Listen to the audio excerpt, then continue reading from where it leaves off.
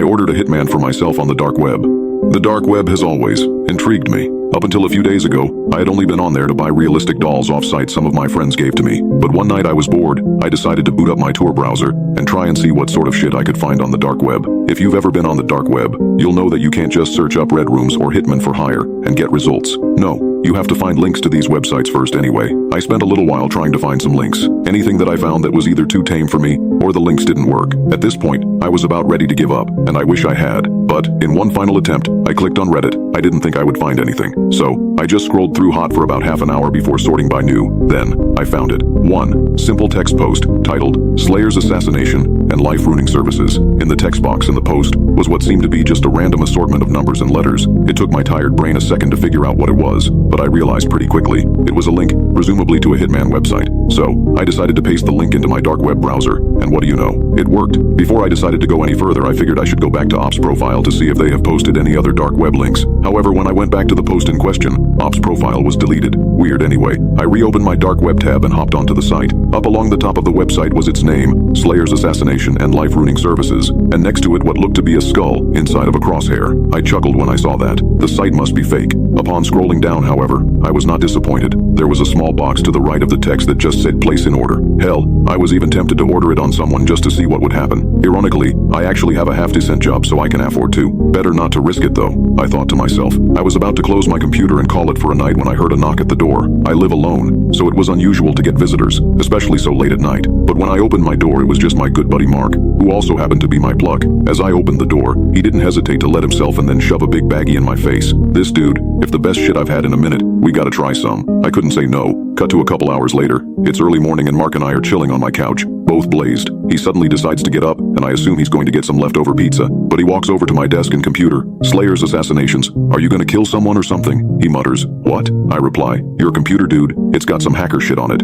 It's the dark web, man. Don't fuck with it. At this point, I'm still on my couch, half asleep and not paying full attention. However, I sat up pretty fast when he said the words, hey man, let's order a hitman on you. I hoped up and walked over to my PC. Part of my brain was screaming no, what the fuck are you doing? But the majority of my brain was thinking about how funny it would be to order a hitman on myself. So I agree. I made him get out my chair though, because I didn't want him seeing what my credit card numbers were as I transferred some Bitcoin. At the end, after I wrote down all my personal details, like my address, age, and even a photo, I had to select what I wanted to happen to me. I just selected plain old assassination, as it was actually cheaper than some of the other things. I could have paid an extra couple of grand to be beaten before my death, but even my high brain didn't want to splash the cash too much. God, this is ridiculous anyway. I placed the order and then replied to a confirmation email, and boom, it was done. A couple of clicks and I had ordered myself on the dark web. Mark and I laughed about it for a while, but then he left about an hour later and I fell asleep not too long after. I woke up around 9 a.m., which meant I got at least 6 hours of sleep, even if it felt like I got 3. I got up and out of bed, threw on some track pants and a cotton shirt.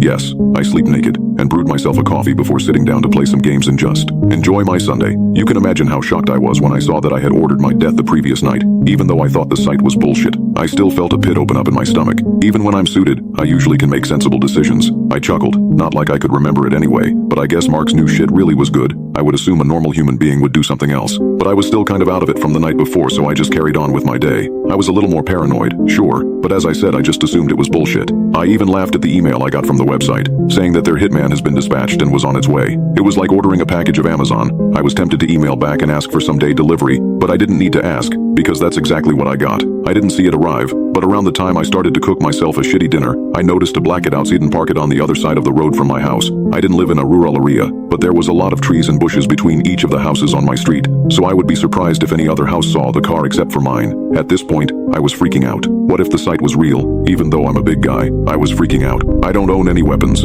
aside from a slightly larger than average kitchen knife. Fuck it, I'm confronting it, I decided. I put on a hoodie and slid the knife into the front pocket before waltzing on out of my house and walking right up to the driver's side window of the vehicle. When I was astonished at my own courage, knocking on the window, nothing happened. It was rather anticlimactic. I was fully prepared to have to fight for my life, all because I did something really dumb while I was bathed. But like I said, nothing happened. I even put my head right up to the window, as if there was a reflection, to try and get a better look to see what's inside. I could barely see what was inside of the car, but all I could make out were 2 empty seats. No one was even inside. I'd got all hyped up for nothing. I decided to wait out by the car for a bit, but after half an hour or so I was hungry, and I had to go back inside to take my dinner out of the oven. I swear, it was only a minute between me me going inside to take my dinner out of the oven and looking back out of the window and the car being gone. I didn't even hear it go. Guess I'm eating my dinner with all my curtains closed and doors locked, I muttered to myself. I had just started to calm down when the power shut off. It was sunny outside, and coupled with the car, I now knew that this was the real deal. I had signed my own death warrant. I ran into my upstairs bedroom and locked the door, and then hid under the bed. I couldn't call the cops. What would I say? Oh yes, hello sir.